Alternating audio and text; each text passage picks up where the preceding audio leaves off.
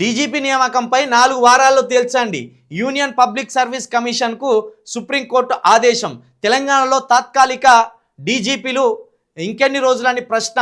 పేర్లు పంపడంలో రాష్ట్రాలదే జాప్యం. యూపీఎస్సీ నిబంధనలు పాటించకపోతే తమకు చెప్పాలన్న ధర్మాసనం. డైరెక్టర్ జనరల్ ఆఫ్ పోలీస్ నియామకం కోసం ప్రతిపాదనలు పంపడంలో అనేక రాష్ట్రాలు చేస్తున్న జాప్యం పట్ల సుప్రీంకోర్టు తీవ్రంగా స్పందించింది. తాత్కాలిక డీజీపీలను ఇంకా ఎంతకాలం నియమిస్తారని ఆగ్రహం వ్యక్తం చేసింది.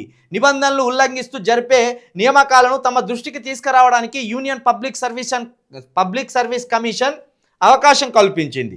తెలంగాణకు డీజీపీని సిఫారసు చేయడానికి యూపీఎస్సీకి 4 వారాల గడువు ఇచ్చింది. తెలంగాణ హైకోర్టు జనవరి 9న ఇచ్చిన ఉత్తర్వులను సవాలు చేస్తూ యూపీఎస్సీ దాఖలు చేసిన పిటిషన్పై chief justice Surya Kant, justice Joymalya బాగ్చితో కూడిన ధర్మాసనం తేల్చింది. గతంలోనేమో కేసీఆర్ గారు రిటైర్ అయిన వాళ్లకు తీసుకొచ్చి కూర్చోబెట్టి అధికారాలు అప్పచెప్పిండు. ఉదాహరణకు ప్రభాకర్ రావు గారు, మురళీధర్ రావు గారు, ఇటువంటి వాళ్ళని రిటైర్ అయిన వాళ్ళని తీసుకొచ్చి చాలామంది అనేక శాఖల్లో రిటైర్ అయిన వాళ్ళనే, అది నీటి శాఖ కావచ్చు, లేకపోతే పోలీస్ శాఖ కావచ్చు, రెవెన్యూ శాఖ కావచ్చు, ఇందులో ఉండే హెడ్స్ ఎవరైతే ఉంటారో, పై స్థాయి ఉన్నత పదవుల్లో ఎవరైతే ఉంటారో వాళ్ళందరూ కూడా రిటైర్డ్ వాళ్ళని తీసుకొచ్చి కేసీఆర్ గారు వాళ్ళకి బాధ్యతలు ఇప్పించిండు. ఇప్పుడు రేవంత్ రెడ్డి గారు ఆయన కంటే నేనేం తక్కువ అన్నట్టు కనీసం ఈ పార్ట్ టైం జాబులు లెక్క తీసుకున్నాడు. తాత్కాలిక డీజీపీలను నియమించుకున్నాడు.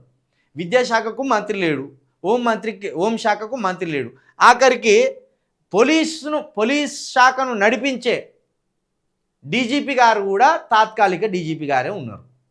కాబట్టి ఈ విషయం మీద 4 వారాల్లో శాశ్వత డీజీపీకి సంబంధించి మాకు ఒక ఉత్తర్వులు ఇవ్వండి, మాకు ఎవరిని తీసుకుంటారు అనేది మాకు పేర్లను పంపండి అని ఈ సుప్రీంకోర్టు ధర్మాసనం వార్నింగ్ ఇచ్చింది తెలంగాణ ప్రభుత్వానికి.